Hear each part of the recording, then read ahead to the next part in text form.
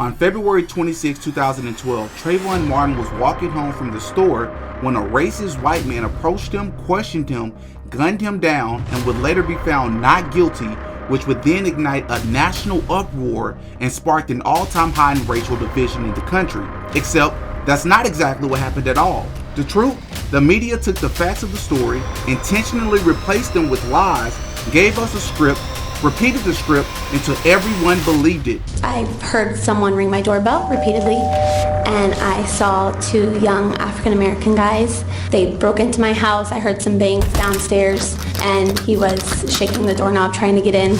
But today, we expose every single lie that was told.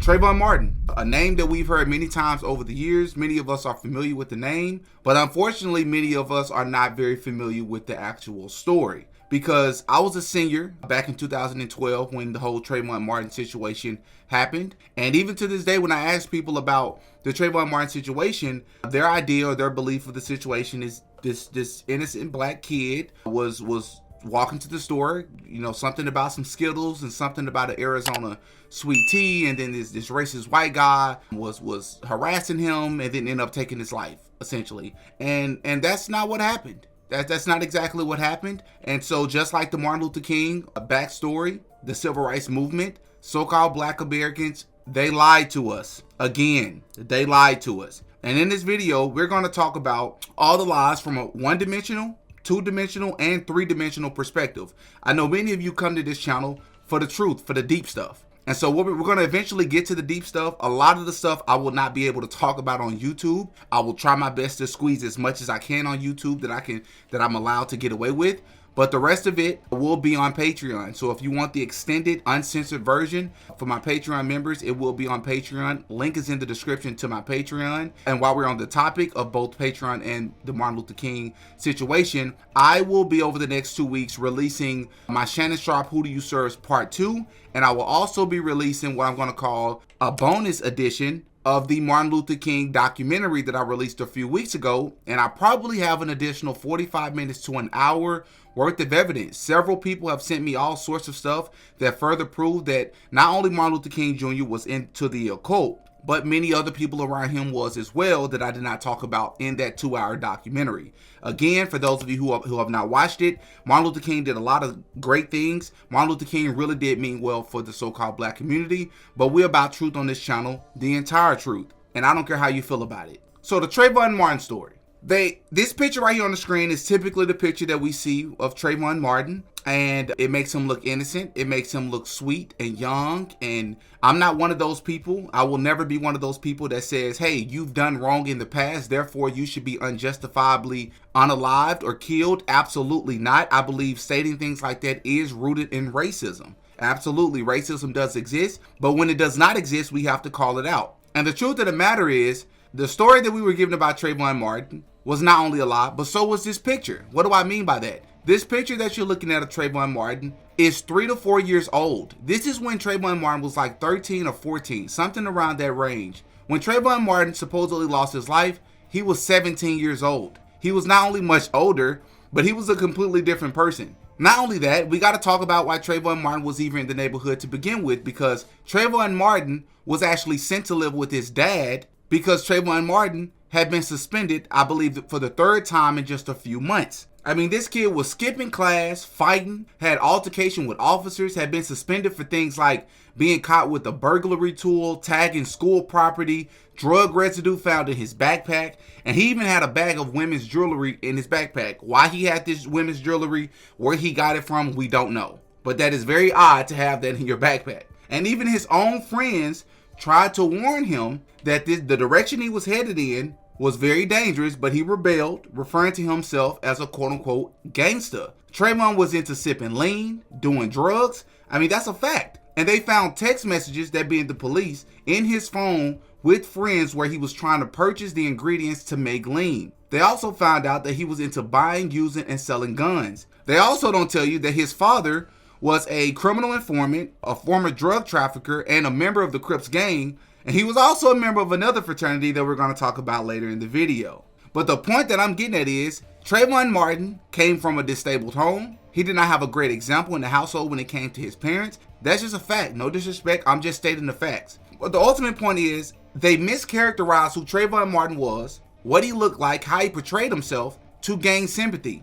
I mean, you can see on social media around the time that he was unalived that this man was posting mean mugging pictures, and he was posting pictures with the middle fingers. He could be sending pictures with other people, maybe throwing up gang signs or more middle fingers, however you want to perceive this picture. This was not the same kid. But Trayvon Martin was not the only person that they mischaracterized in this case. They also mischaracterized George Zimmerman, because originally when the case, I'm going to take y'all back because a lot of us was so much younger at the time, when the case first broke, they was actually referring to George Zimmerman as a white guy, as a white man.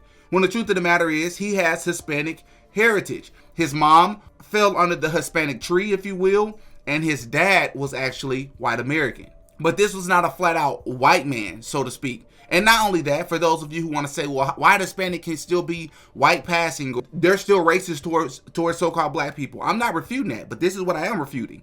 The facts are, George Zimmerman not only voted for Barack Obama, but he had a history in mentoring so-called black kids, volunteering in the neighborhood, and he even talked about it in a documentary. I was an Obama supporter. I had been caught up in the promises of hope and change. Barack Obama's candidacy did inspire me to become more active. Can you tell me about your mentoring experience? I was mentoring 2 African-American teenagers in a suburb of Orlando. Unfortunately, they had a father that was imprisoned for life, so they didn't really have a father in the home. I take them to restaurants that they hadn't been to, kind of expand their cultural horizons. We spent a lot of time at churches, playing basketball, just spending time with them one-on-one, letting them know that they're important. And then whenever I could afford it, I'd splurge and take them somewhere nice.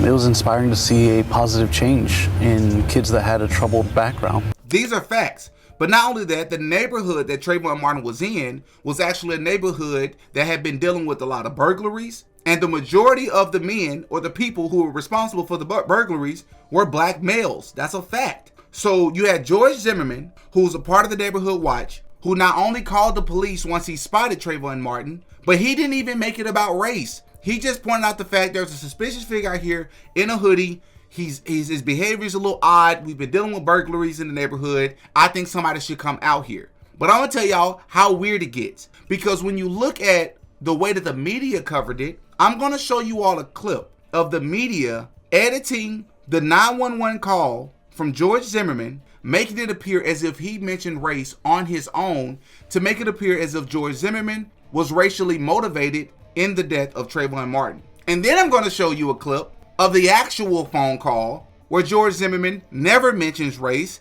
but it's the 911 operator that literally asks this man about race, which then would provoke him to answer the question. Like he's up to no good. He looks black. Did you see what he was wearing? Yeah, a dark hoodie. This guy looks like he's up to no good, or he's on drugs or something. It's raining and he's just walking around looking about. Okay, and this guy, is he white, black, or Hispanic? He looks black. Did you see what he was wearing? Yeah, a dark hoodie, like a gray hoodie, and...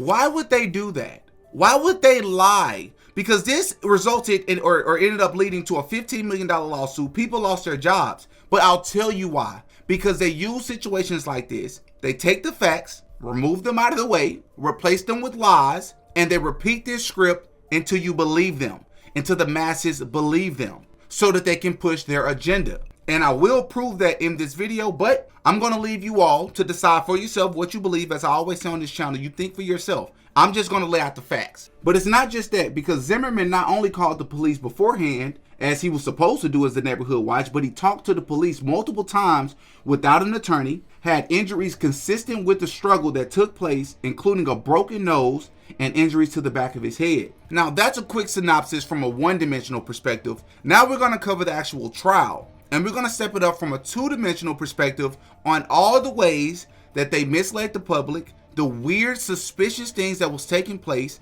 and how they play games on the public right there in our face. The hoax, the script was all laid out right there in front of us, but at the time, people were so emotionally driven by the whole race narrative that the facts didn't matter. Let's take, for example, there was a woman by the name of Rachel. Rachel was supposedly Trayvon Martin's girlfriend who was on the phone with Trayvon the night that all of this took place, she was talking to him on the phone, and she could allegedly hear him be heard saying, "Hey, why are you following me?" But it turns out that this 19-year-old woman on the stand was actually not Trayvon Martin's girlfriend. But not only was she not Trayvon Martin's girlfriend, the way that the prosecution was alleging this person was, but this person didn't even know Trayvon Martin. Yes, you heard me correctly. They put a fake person up there, and by fake I mean a person who was not who they were alleging this person to be, pretended to be the girlfriend. And not only was this person not his girlfriend, this person didn't know how to read, this person didn't know how to write, and her story was inconsistent. She had no idea what happened that night, but she was still placed on the stand by attorney Ben Crump, which we're going to get to Ben Crump here in a second. But it will later be proven that Rachel, the person that was on the stand, Trayvon Martin's supposed or alleged girlfriend, was actually the half-sister of Trayvon Martin's actual girlfriend, whose name was Diamond, which reminds me of the Martin Luther King documentary when we talked about the Rosa Parks situation. Rosa Parks was not actually the person that refused to give up their seat. It was actually a pregnant, I think 15-year-old girl, and it happened like months before, but then they recreated the situation where cameraman just so happened to be on the bus with Rosa Parks. Rosa Parks, who's an Eastern Star, which is the female version of Freemasonry, very good friends with Martin Luther King. She just so happened to be involved in another situation as well. That is one of the most prominent situations in American history. But it also later came out that Rosa Parks was married to a man at the time, and I believe she later became a lesbian. But at the time, I believe Rosa Parks was married to a man who owned a car. They owned a freaking car, bro. But I digress. Because this whole Trayvon girlfriend story gets worse. Way worse. Because Trayvon's mother, a year after the whole Trayvon Martin situation took place, a whole year later, she would come forward with a letter that Trayvon Martin's girlfriend, Rachel, allegedly wrote to her in cursive. This letter is in cursive, where she detailed what happened the night Trayvon Martin lost his life. And her reasoning for why she did not tell the police or turn this in to the police a lot sooner was because the letter was sentimental to her, even though the letter wasn't necessarily anything nice at all. Make that make sense. The letter detailed everything Diamond said she heard, yet Sabrina kept the evidence secret for a year, tucked away in her Bible until just before the trial. Had you disclosed this to the state before yesterday? No, Did you discuss this with your attorney, the existence of this letter? I did not. Did you consider this letter significant?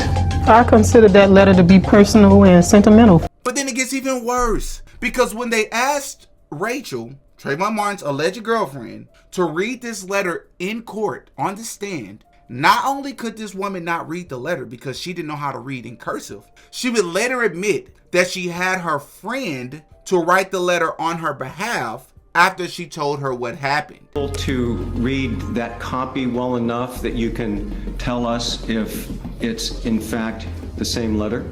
No. Are you unable to read that at all? I don't understand cursive. I don't read cursive. Well, that completely conflicts with what the attorney Ben Crump said, because Ben Crump literally held a press conference where he admits that the actual girlfriend was actually not only a minor or underage, but she didn't want to come forward. Her testimony that's shown on these phone logs, she completely blows Zimmerman absurd self-defense claim out of the water. Mr. Martin, on Sunday evening, he had called the young lady. And I had run for it. And then the man, and then he said he lost her. They were dating. And then the man called. And then Trayvon said the man still was following him. You call it puppy love or whatever you want to call it. And Trayvon asked for Trayvon to run. And Trayvon said, they ain't gonna run like that. She is a minor child. He's gonna walk back. On the back. Her parents does not in any way want to reveal her identity. She is a minor. To the phone shut off. And I had called him again and he had not answered the phone. We have all the evidence now. So if that's the case, who was this person named Rachel on the stand claiming to be Trayvon Martin's girlfriend who was 19 years old? Let me tell you all one of the first reasons why I believe they do these things. Distractions. As I've said before, I was talking about this earlier this year with the Trump administration and the riots that were taking place in LA. It was a distraction because during this time in 2012, 2013, there's a guy by the name of Edward Snowden, who was a former or is a former contractor for the National Security Agency, who in 2013 literally disclosed classified documents revealing the United States government extensive global surveillance programs.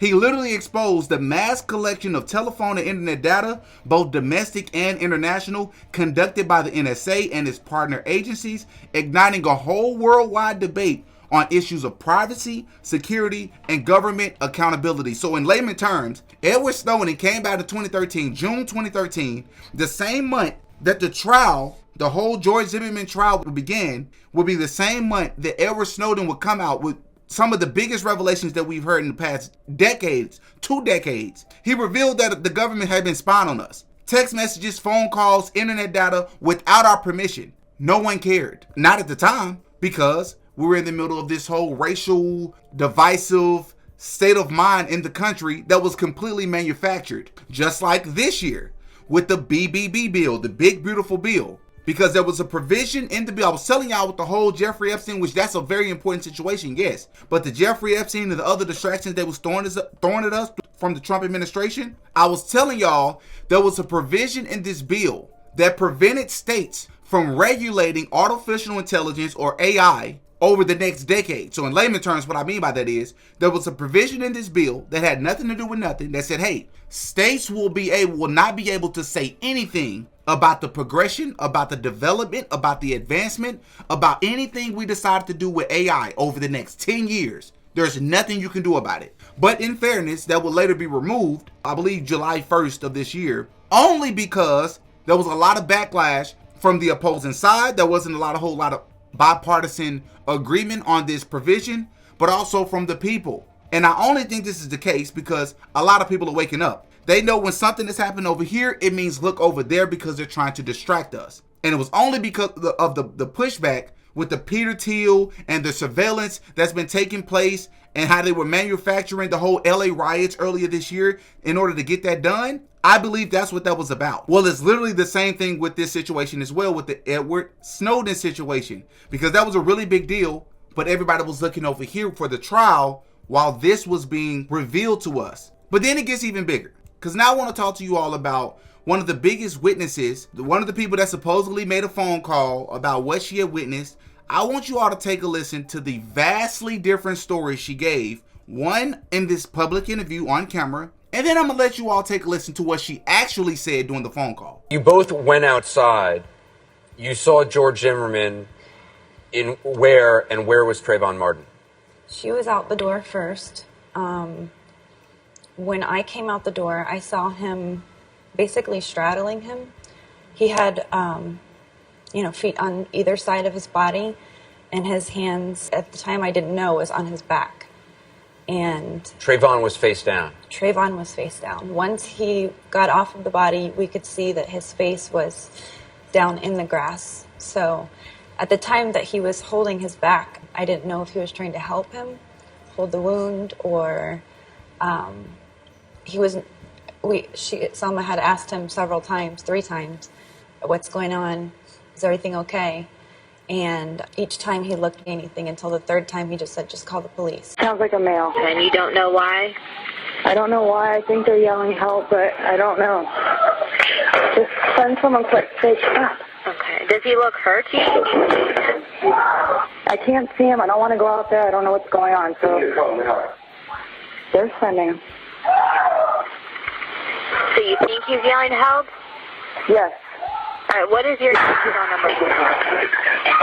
There's gunshots. You just heard gunshots? Yes. How many?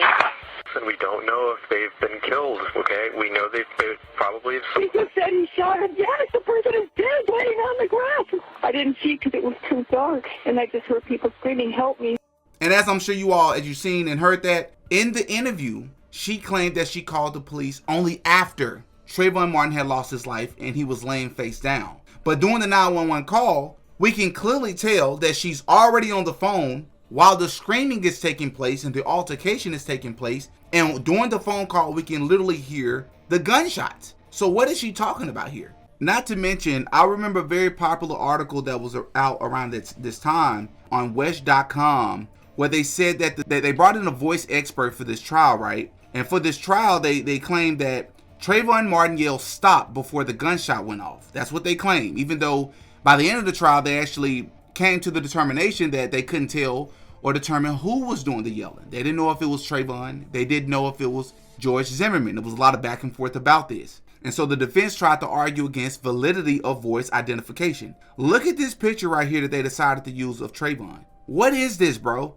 And they keep doing this stuff. We talked about this like 3 years ago, for those of you who have been following the channel long enough, in my, what is it called? My NWA video. We also talked about this in a couple other videos in my More Than a Coincidence series, including the Martin Luther King video, This Means Skull and Bones. The boule will come up a little bit later, especially when we start to talk about Ben Crump. But this is what I'm talking about. Why do they show this type of stuff? Why would they be in the background? But actually, while we're on the topic of Ben Crump, let's go ahead and get this out of the way, because the moment I realized, and I looked back over this case and I was like, yep, of course Ben Crump was on this trial. Because like I talked about in the Martin King documentary, has it ever been suspicious to any of you that whenever we look at these trials, it's always Ben Crump, Al Sharpton, Jesse Jackson, one of these people, for the most part? How do y'all get the biggest cases all the time? Like, how do y'all get to them before anybody else, is my point. How did they know to decide to choose you? You're not the only ones that's doing pro bono.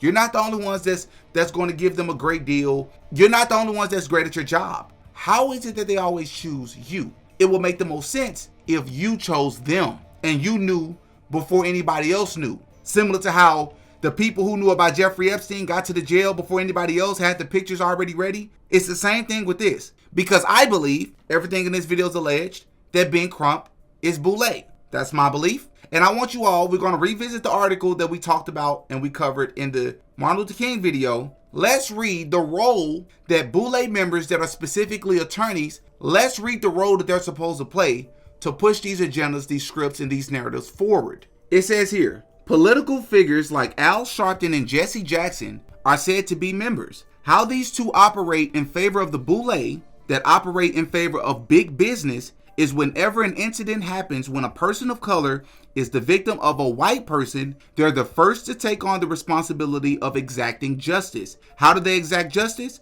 By creating a storm of confusion via quote-unquote blame whitey and black victimization, completely ignoring the fact that the number one killer of black men ages 16 to 35 are other black men. That's a fact, and it's not even close. Many black politicians partner with Zionistic media outlets in creating a hate whitey mentality in many blacks who aren't aware of this trick. And it's been working for years. They do the same thing. I'm covering Sonia Massey. Oh, I've already covered Sonia Massey. I'm going to cover Sandra Bland. That's one of the most horrific stories. The dates. They do the same thing every single year. And there's two other cases as well. Kendrick Johnson, and there's like two other ones that I want to cover. And we're going to break them down to the T. And I'm going to show you all it's the same script. They do the same stuff every time to us. And the country falls for it. Or they make it appear as if the country falls for it. Because they're really good at presenting things as if it's a bigger deal than what it is, when most people in the country may not even believe it.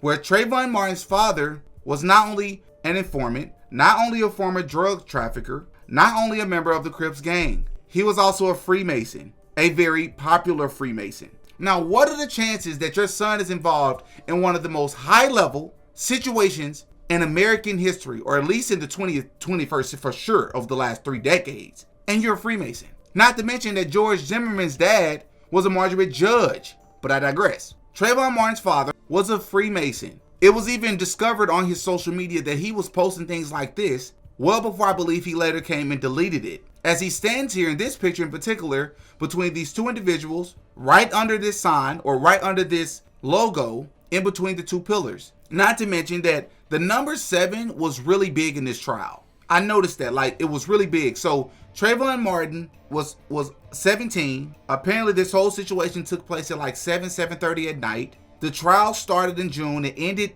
in July. So the 7th month, I believe it was July 13th of 2013. And so I'm not really for sure what that's supposed to be about there, but I really noticed that really stood out to me. Now, what are my ultimate thoughts with this? Yes, Trayvon Martin's father was a Freemason, and this is what I need people to understand. These people are not Freemasons just to be Freemasons. There are certain things that they believe. There are certain rituals that they take part in. There are certain quote-unquote secrets that are revealed to them.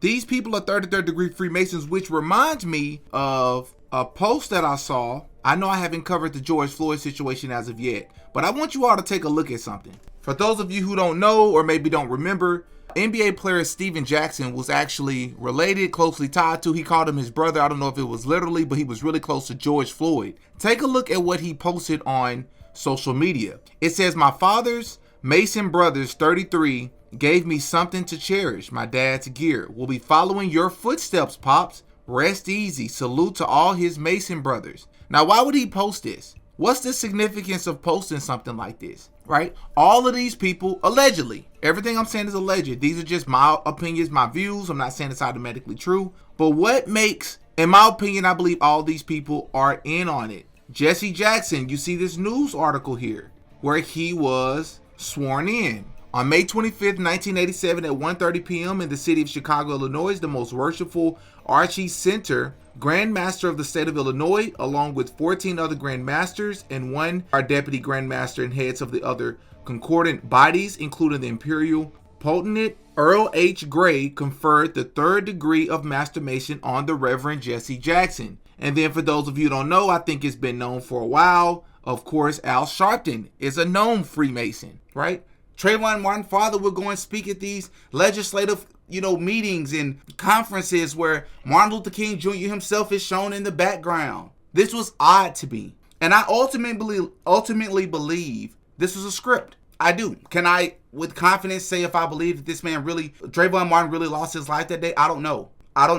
But I do believe, like all these other occurrences, like I've talked about, it seems to be an election cycle. Sonia Massey last year. George Floyd in 2024, way back in 2012. It was an election cycle for Barack Obama. He was running for re-election in November of that year, which, by the way, the Obama administration investigated this and was able to find no racism. So I believe, like all these other instances, they present this stuff to people, they manipulate the minds of the masses, and they run with the narrative. The facts don't matter. They know most people think on a one-dimensional perspective. They're not looking it from a spiritual perspective, from an esoteric perspective. They think black person, white person, racism, say something, riot, tear everything up. No, that's not what's happening. They're playing on all of us. Yes, racism is real, but I care about high-level racism, right? Like you have the Boule, the most prominent so-called black members of society in this country, and then you have Freemasonry, which a lot of the Freemason organizations are mostly white. And the Boule has to answer to a lot of those people. I care about that type of racism. Not that low-level racism doesn't exist. It's just that you can live a comfortable life with low-level racism. That's just a fact. It's the other high-level stuff we need to care about. Because it's them, all of them, including the people of the Boule that look like me. It's them versus us. That's how this works. Y'all in the comment section, give me your thoughts, man. I've been waiting to cover this. I know a lot of y'all requested this story. Give me your thoughts. Let me know if I left anything out. Rest in peace to everybody involved that lost your life. Hopefully people are waking up to this. But I want to make sure I say this before the video ends. Trayvon Martin did not deserve to have his life taken from him. This video is not to be a justification for that. That is not the purpose of this video. The purpose of this video is to point out the misconceptions, some of the false narratives, and just so people can get a full and more accurate perception and understanding of what actually took place and what did not take place. I want to say rest in peace to everybody who lost their life that was mentioned in this video. And I also want to state as a reminder, there is probably an additional 5 to 7 minutes of this video of really good information on Patreon that I could not drop on YouTube. I'm Demetrius. I go by Didi. Until next time. Peace.